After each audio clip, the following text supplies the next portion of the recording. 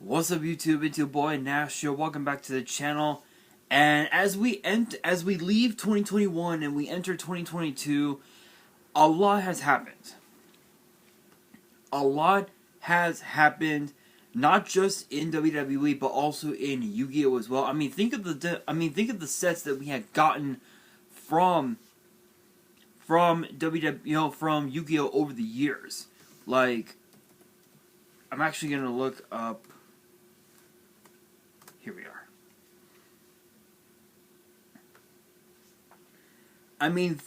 Think of all the sets that we had gotten over, throughout this whole year. This whole year has been just absolutely insane. It's been absolutely insane. As far as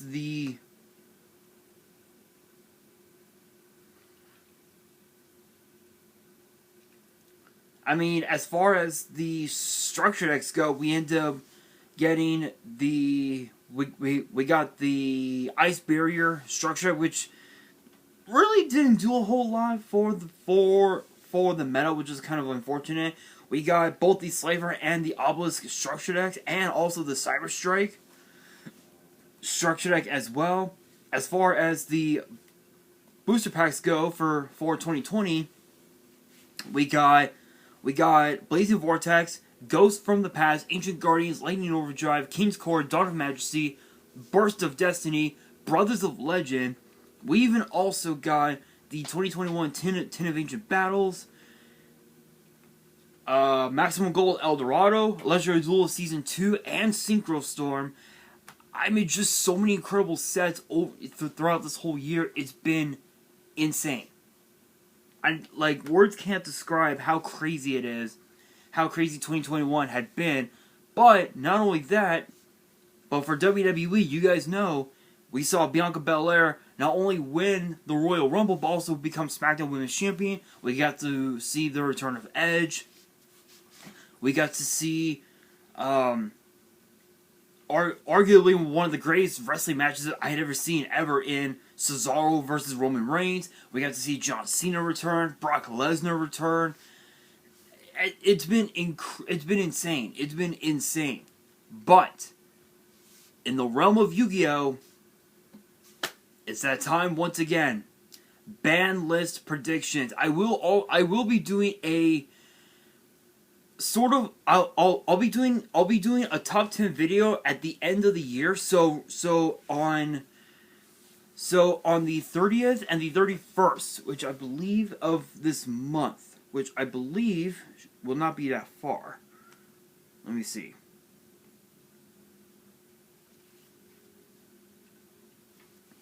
Yeah, okay. So I actually have my full schedule for 2 weeks from this past Sunday. So my schedule for the week of December 26th to New Year's Day is going to be a hell of a week. So on Thursday and Friday, I'll be doing 2 separate videos on both days. You guys know Thursdays is usually a WWE news video. That one I'll be doing a top 10 greatest WWE moments of 2021, and then Friday will be the last episode of Yu-Gi-Oh's biggest issue of the year. But I'm also going to be doing a top 10 Yu-Gi-Oh sets of the year, which will be insane. I cannot wait for that. But as we enter 2022, we've got quite the interesting ban list coming up ahead, because you guys know in the last ban list that we got, which was actually updated on September 20th, actually, which was for the October 2021 format. We ended up getting Zodiac Barrage bans. We got Eva limited to 1. We ended up getting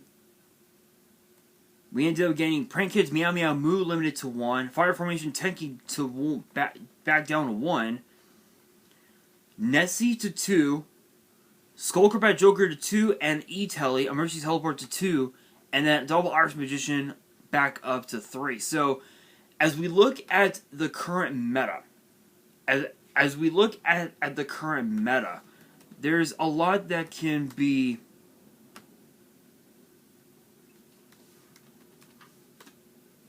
Hang on, guys. Here we are. As we leave 2021 and we go into 2022, there are a lot of decks nowadays that are just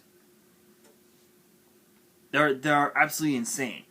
As of right now, there are 5 decks that are still like the most broken decks of the entire format, like hands down. So we have Sword Soul, Lureless Tri-Brigade, Invoked, Drytron, and Phantom Knight. Invoked and Phantom Knight actually use Destroyer, Phoenix, and Enforcer. Now in the OCG, we ended up getting Fusion Destiny banned because of all the Destroyer, Phoenix, Enforcer plays. But the question is, would it make sense to ban it right before OTS 18 comes out? The answer is yes, it would, because for one, Fusion Destiny is the only is the number one card that can help you go into Phoenix Enforcer turn 1 if you have it in your opening hand. And I'll showcase you guys how good the card is, because I'm gonna go on Neuron right now and I'm gonna show you guys. Shoutouts to Konami, no sponsors of course, though I do wish Konami did sponsor me. But let's see.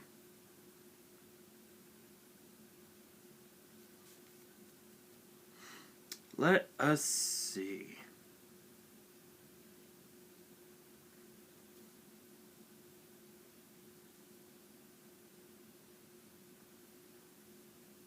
Let's see here. Here we are, Fusion Destiny, right here. Fusion Summon 1 Fusion monster from your extra deck that lists a Destiny Hero monster as material, using monsters from your hand or deck as fusion material, but destroyed during the end phase of the turn. Also, for the rest of the turn after the card resolves, you cannot special summon monsters except Dark Hero monsters. You can only activate 1 per turn.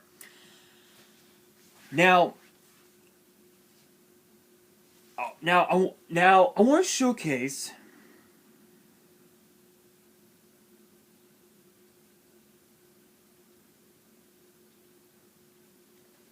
I want to showcase to you guys how broken Destroyer, Phoenix Enforcer really is. Monsters your opponent controls lose 200 attack for each hero card in your grave. You can only use each of the following effects once per turn. As a quick effect, you can destroy both one card you control and a card on the field. If this card is destroyed by battle or card effect, you can activate this effect. Special summon a Destiny Hero from your graveyard during the standby phase of the next turn. Hello! Fusion Destiny destroys Phoenix Enforcer during the end phase. During your standby phase, you can summon this card back from the graveyard right off the bat. Yes, I'm saying it now. Fusion Destiny is one of the top cards that needs to get hit, because it would force players to come up with other ways to summon Phoenix Enforcer, which could be Super Poly, or pretty much anything that's not as broken as Fusion Destiny.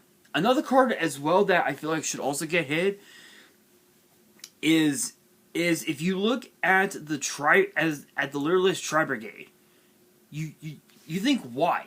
Why did this card? Why do we have Lureless in Tri-Brigade? It's because of the fact that Zodiac Barrage got banned. With Barrage banned, this put Tri-Brigade players in a really tough spot where they can't wear. Even if they were to implement the Zodiac package the deck would not be as consistent. It wouldn't be that consistent because you don't have barrage in the format. So what do? They add Lurlisks, and they realize it's not too bad. There's one card from the set from Synchro Storm that actually caught that. Truth be told, it actually caught my eye that I feel like should get hit. If I can, I'm actually looking it up right now. Where is it?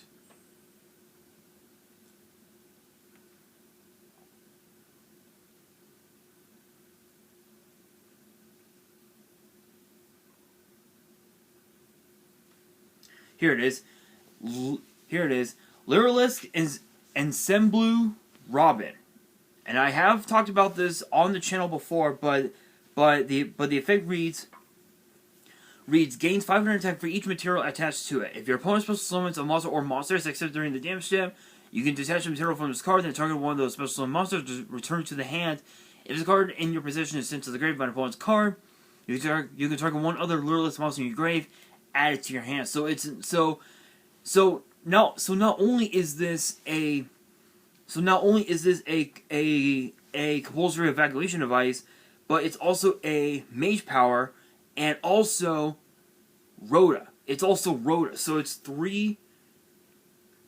it's basically 3 cards in one, which is way too broken. It's way too broken for a card like this to be in this current format, and I feel like this card is another one that needs to get hit, as does Promenade Thrush, which is another one that I did talk about on the channel as well, which says gains 500 attack for each material attached to it. Once per turn, you can detach one material from this card, then target a spell trap your opponent controls, shuffle it into the deck. At the start of the damage step, if another monster you control battles, you can detach any number of materials from this card.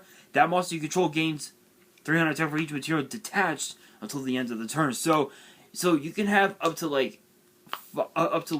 5 materials? So again, the first effect is a mage power, meaning it gains 500 attack for each card. Plain and simple. Not only that, it's sort of the second effect is sort of like a red reboot of sorts. It's sort of like, I wouldn't say red reboot. I would say MST mixed in with Trap Dust Shoe, where if you guys know Trap Dust Shoe, I'll actually look up the effect. It's a really old card.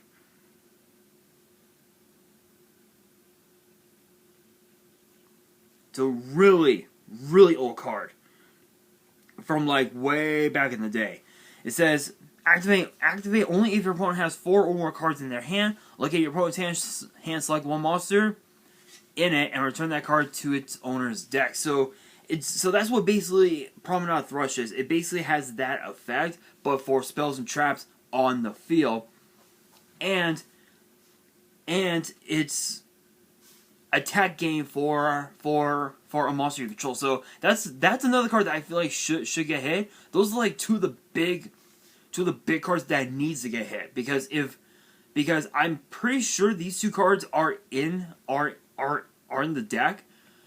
But if they don't ban it, then odds are they may end up banning either Barrel Canary or Celestine Wagtail, which is, funny enough, is only a 1-of in the format, if I remember correctly. So it's kind of possible. It's pretty possible. Now as far as invoked, I would probably I would probably say ban Makaba. I would say ban Makaba, and the reason why I say ban Makaba is because of the fact that and if I remember correctly, wasn't that released in 2016?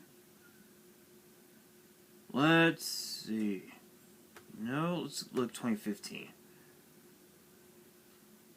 Nope, let's go 2017. Here we are, Fusion Enforcers. So, if you guys know, the invoked archetype was released in Fusion Enforcers, which was which was released on February 24th, 2017. This set featured Predaplant. This featured most of the Predaplants,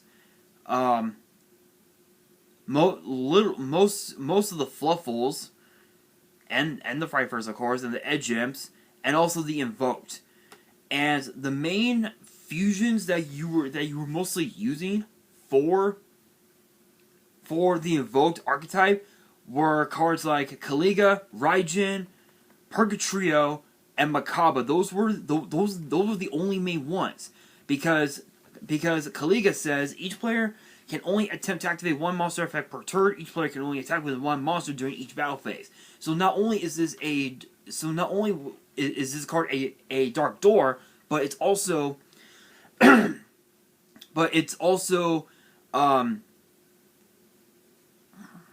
sort of like a infinite impermanence of sorts, but again, you're only allowed to attempt to activate one monster effect per turn, so you can only do one. Raijin is actually kind of an interesting one, because it says once per turn, as a quick effect, you can target a face-up monster of the field, change it to face-down defense position. So it was basically a Book of Moon, which is just absolutely insane. Purgatrio was kind of a weird one, because the effect reads: this card gains 200 attack for each card your opponent controls, can attack all monsters your opponent controls once each. As this card attacks a defense position monster, piercing battle damage. So basically, it was a mad sword beast, which was pretty crazy. And then Makaba was like one of the big chase cards of the whole set, especially nowadays, because it's going for $80 $80. I don't even know how much it's going for right now, honestly. But the effect reads: once per turn, when a spell or trap card or monster effect is activated as a quick effect, you can send the same type of card from your hand to the grave, negate the activation, and banish it. So it's kind of like a Solemn Judgment, but you're banishing the card. So I would probably say Makaba banned. Invocation limited to 1, only because I feel like if this card, and also Magical Meltdown to 1, with these two to 1, it would really set the stage for Invoke players to say, oh, okay, we need to just take a step back and just go for it. Try to downsize, if you will, how much, how many plays we make. And then as far as the reprints, you had cards like Summoner of Illusion, Summoner Mug, King of the Swamp, Fusion Substitute, Instant Fusion, Fusion Recovery, Phoenix Wing Windblast, which is a really old card actually, Homunculus the Alchemate Being, Lone Fire Blossom, Prisma, Trump Witch, Polly, which is the anime artwork of all these, the original artwork. Excuse me. Fusion Gate, Refusion, which is a really good reprint by the way. Branch, Miracle Fertilizer, Battle Fusion, Paradox Fusion, Fusion Reserve. Just so many. There were so many incredible cards in this set that people decided to downgrade the set as nothing. But people forget cards like Makaba, Purgatrio, Magical Meltdown, Invocation. Those cards need to get hit, because that puts the Invoked players in check to come up with other ways to make the deck still viable, but not as powerful as it is now. And then as far as Drytron, I would probably say, I think honestly they need to hit Eva. I would say just ban. I would say ban Eva, and then take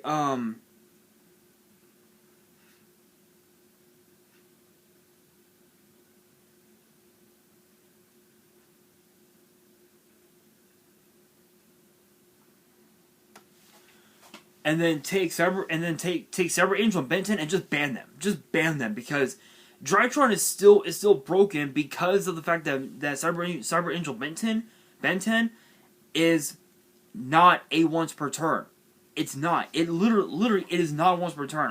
I gotta go back on Nora and showcase it to you guys. But yeah, Cyber Angel Benton is not a once per turn, which is funny enough. And the reason why is because it's a GX card, which is funny, which is absolutely hilarious. It is probably the most hilarious thing you will ever see. And again, it's not a once per turn.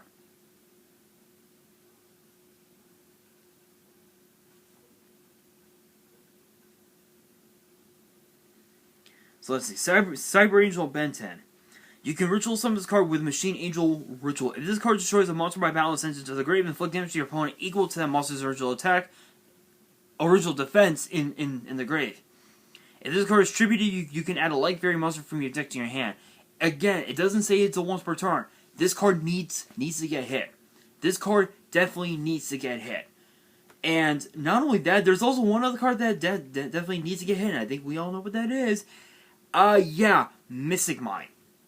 Mystic Mine definitely needs to get hit. Those are just some of the big cards that needs to get hit. As far as the cards that are being banned, as far as the cards that are being limited, yeah, I would probably say Meltdown. I would probably say Meltdown to 1, Invocation to 1. I would probably say Invoker also to 1 because Invoker is just way too broken. It's just way too broken because you can just revive it. Because his effect is a quick effect. Says you can send this card from your hand to the grave. Target a fusion monster you control. It gains 1,000 attack and defense until the end of the turn. If the card is normal summon or flip face up, you can add invocation from your deck to your hand. This card definitely needs to go to 1, just right off the bat. Another card as well that I feel like should also come up as and this might sound crazy, but I feel like as if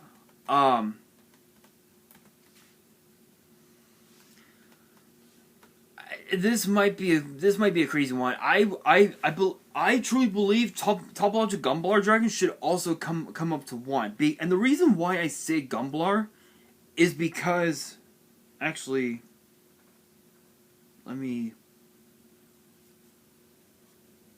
if you look at its effect, I'll read the effect to you guys. If another monster is supposed to summon to a zone a link monster points to, while this monster is on the field, discard 1 or 2 random cards, then your opponent discards the same number. During your main phase, if this card is extra linked and your opponent has at least 1 card in their hand, you can make your opponent discard 1 or 2 cards, whichever is higher.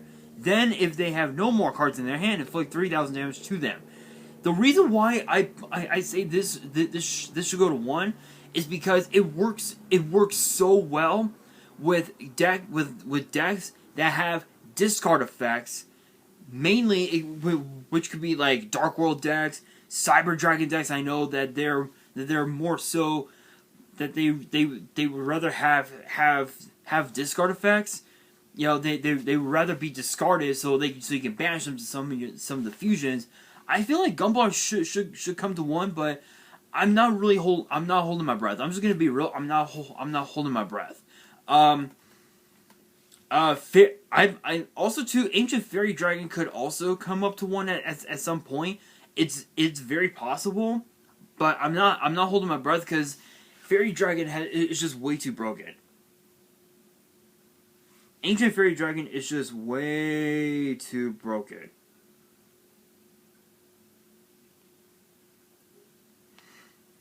And I'll showcase to you guys why here right now. So the effect reads: once per turn, you can special summon a low 4 or lower monster from your hand. So with that effect is basically a Cyber Dragon, which is pretty crazy. You cannot conduct your battle phase the turn you activate this effect. Once per turn, you can destroy as many field spells in the field as possible. And if you do gain 1,000 life points, then you can add a field spell from your deck to your hand. It's not the fact that it had the terraforming effect. It was the fact that you could just side draw any 4-star monster you wanted from your hand right off the bat. So if a card like this were to work in Light Swarms, imagine how broken it could get. I truly believe this card could definitely go to 1, but I'm not really holding my breath. And also too, another card that should also come up to 2 is probably Morphing Jar. Morphing Jar is not doing anything in the meta right now. So I would say just bring this up to 2 and just call it a day. Just call it a day. Possibly Upstart to 2. I don't know. That's kind of weird one. But those are just my predictions as far as like what I feel like could come up in the upcoming ban list. And because that we're now getting that we're now gonna have YCS Pasadena and YCS Las Vegas coming up in like less than a couple months, I can guarantee you that Konami is gonna have quite the cleanup crew with this upcoming ban list, which will buy into the question what decks will be meta once we get this upcoming ban list. So, all in all, those are just my thoughts. Let me know in the comments below what cards you guys think should get banned, limited, and taken off the list. Let me know in the comments below. And that is going to do it for this video. Hopefully you guys enjoyed. If you did, make sure you guys smash that thumbs up button. If you guys are new to the channel, you guys want more ban list predictions in the foreseeable future, make sure you guys subscribe to the channel and hit that notification bell so you guys don't miss out on any new content that comes your way. And be sure to follow me on Twitter and Instagram.